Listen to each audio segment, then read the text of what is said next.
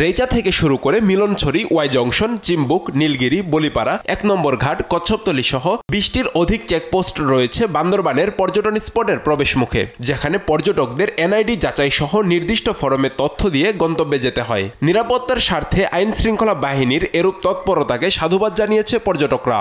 এখানে যারা পর্যটকরা বেড়াতে আসে, বিশেষ করে বিভিন্ন চেকপোস্টে তাদের পরিচয় শনাক্ত করা হয়, এনআইডিগুলো দেখা হয়।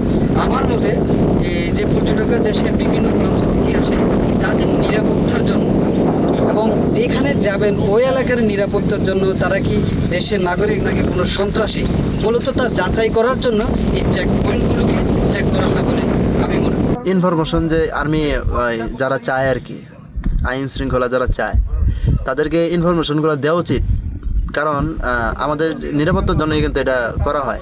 আসার পর যে সুন্দর ডিসিপ্লিন আমি দেখতে পেয়েছি, এটার জন্য আমি সাধুবাদ জানাচ্ছি। পাহাড়ের নিরাপত্তা নিয়ে অতীতে সন্দেহ ও সংশয় থাকলেও তা এখন অনেকটাই দূর হয়েছে। পর্যটন শিল্প আবার যাতে ঘুরে দাঁড়াতে পারে সেজন্য আইন শৃঙ্খলা বাহিনী ও স্থানীয় প্রশাসন একযোগে কাজ করছে। তাদের দায়িত্বশীল উদ্যোগে দুর্গম পাহাড়ি এলাকাগুলো আজ পর্যটকদের জন্য আকর্ষণীয় গন্তব্যে পরিণত হয়েছে।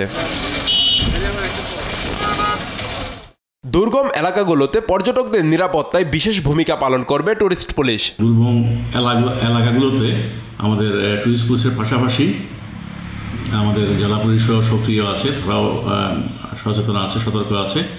তাদের সাথে সমন্বয় করে আমরা দুর্গম এলাকাগুলোতেও কাজ করে যাব। সাম্প্রতিককালে বান্দরবানে জেলা উপজেলা প্রশাসনের পাশাপাশি নিরাপত্তা বাহিনী বিজিবি পর্যটন স্পটের বিকাশে উল্লেখযোগ্য ভূমিকা পালন করে চলেছে। নিউজ ডেস্ক, দেশ টিভি।